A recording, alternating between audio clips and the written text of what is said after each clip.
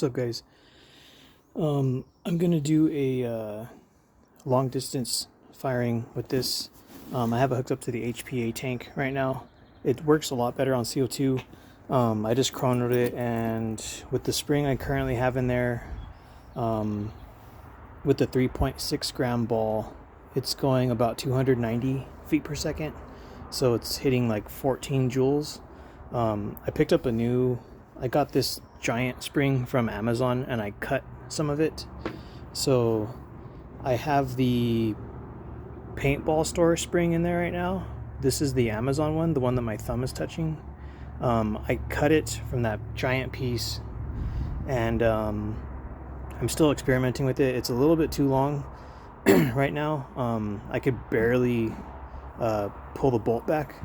I can pull it back, but I can barely pull it back. I haven't really tried firing to see if it will cycle, because the blowback pressure needs to push this spring back. I'm not sure if it can, but I just want to see a long distance accuracy. So I'm going to be shooting that box and this concrete pad.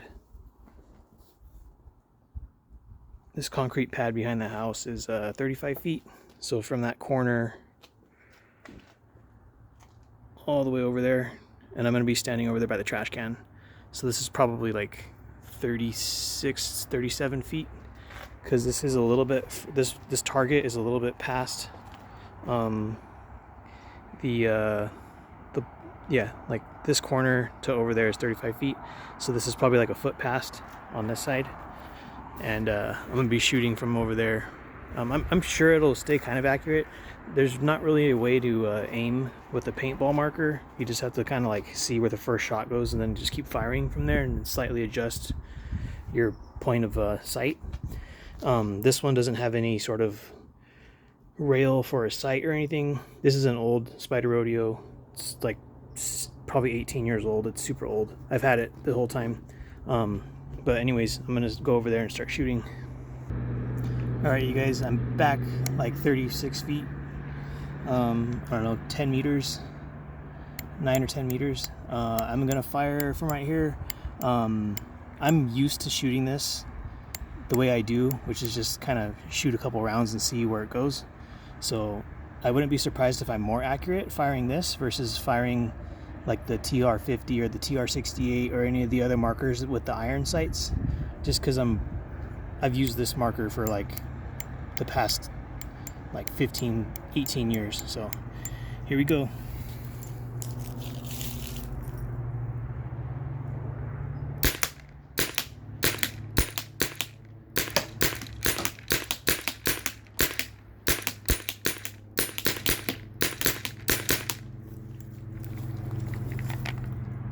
I'm gonna walk up. I'll just zoom out.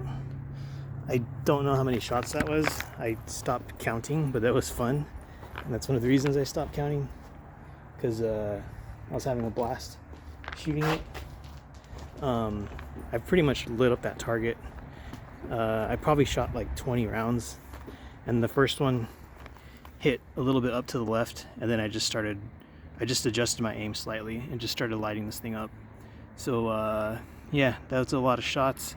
I may have missed like 2, but there's no curving on the balls, and they're pretty much staying on this paper target. I'm gonna switch out the target, be right back.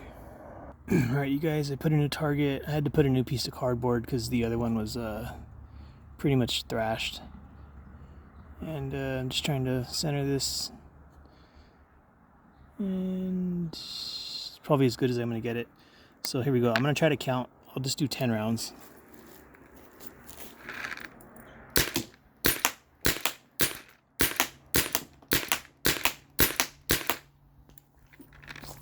So that was 10. I did notice one kind of veered up and to the right a little bit and missed, and then one went over, like over the box. That was 10 shots. So 1, 2, 3, 4, 5, 6, 7, 8. So 7 on target, 8 up top, and then 1 missed, and then 1 flew over, or like kind of veered off that way. So yeah, I'm gonna switch out the target. I'll be right back. Alright, you guys, new target. Still shooting the same Spyder Rodeo paintball marker, super old paintball marker, and trying to get this without moving the camera too much, because yeah, whenever I do that it goes all over the place. So I think this might be the best I'm going to get it. So here we go.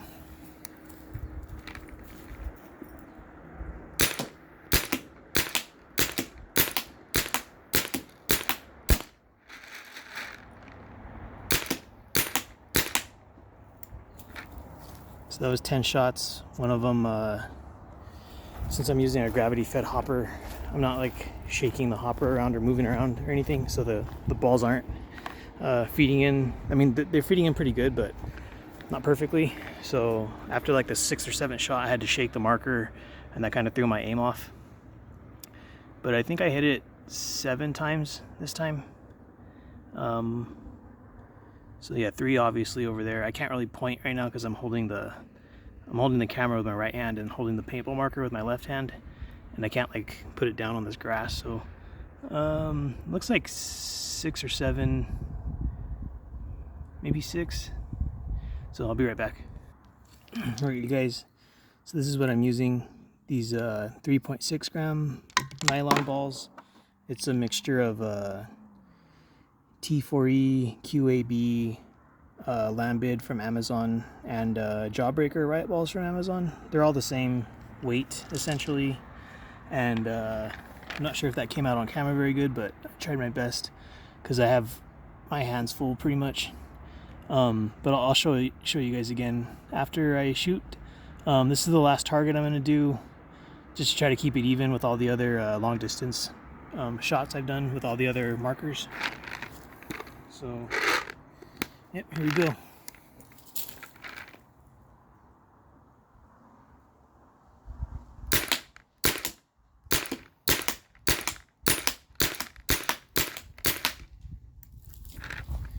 So that wasn't as good.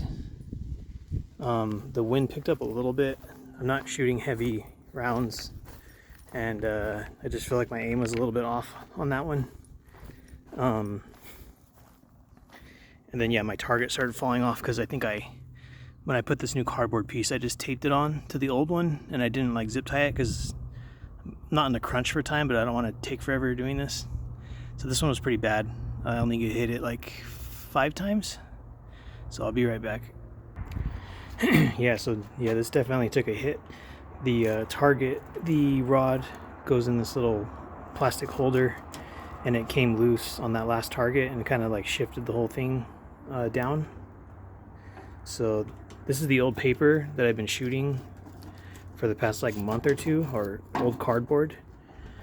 So as you can see, it's pretty much thrashed, and I just wanted to get this done quickly, so I just taped this around the left and right side, like tape here and tape here and tape here and tape here. I'm gonna zip tie it, make this better.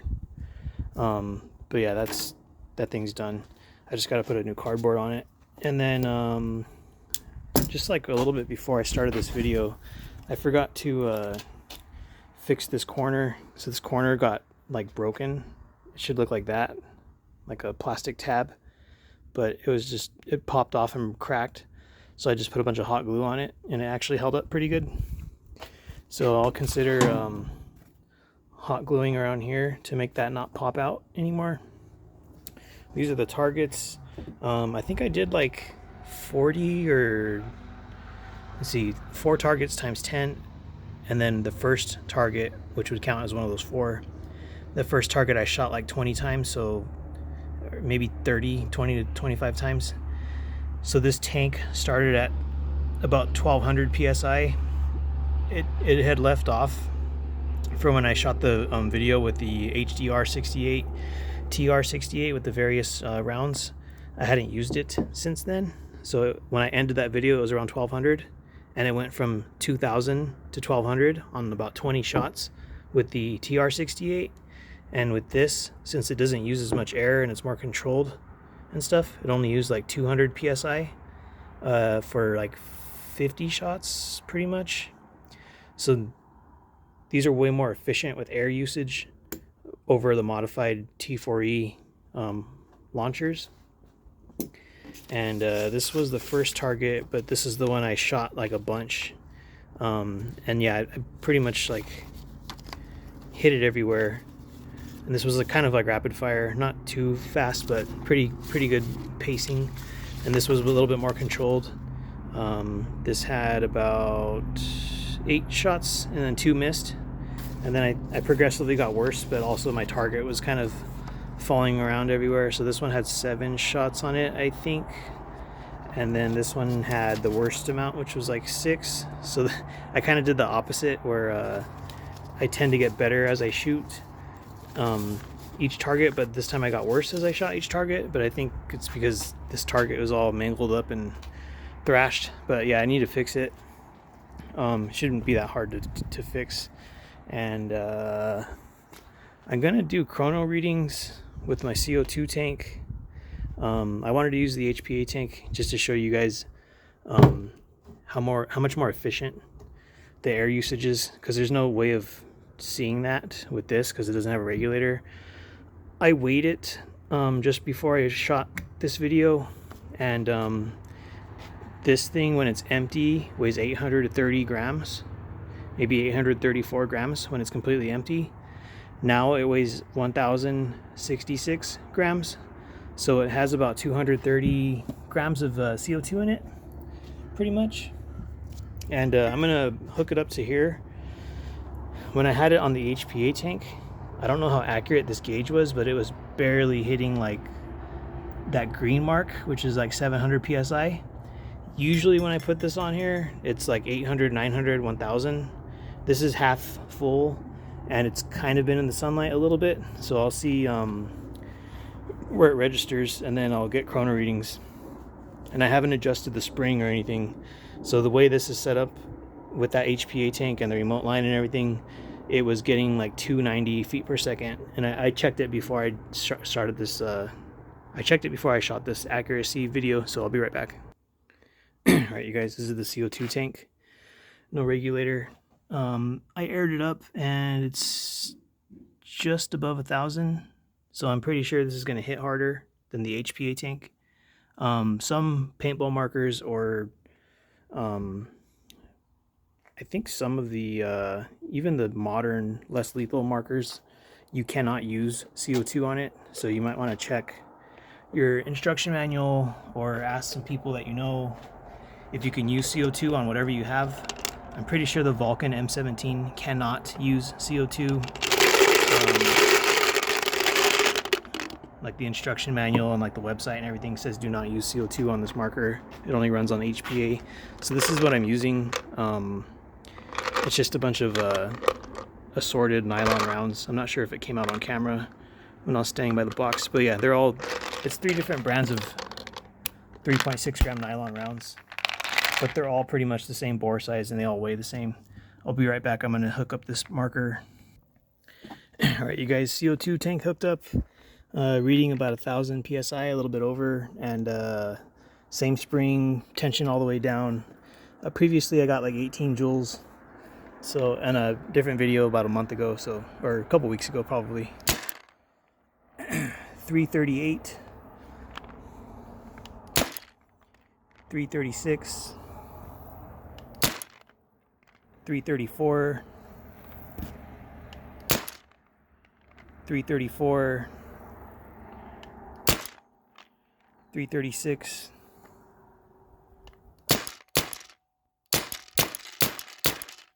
so yeah, it's pretty much staying like 330, 332, 328, 334, which is what I expected it to do, because I have that same spring that I bought from A&S Gear. I'll be right back. I'm gonna take this off my back and stuff. All right, you guys, so the 3.6 gram ball, HPA, I was getting like 290, and I looked it up on my other phone, and that was like 14.2 joules or 14.1 joules. And then this thing on the CO2 tank, it was getting 338 was the highest. 325 is 17.7, and 338 is pretty much like 18.2. I don't know the exact number, but I'm pretty sure it's 18. That's what I was getting in a previous video, about 18 joules, 18.2 joules.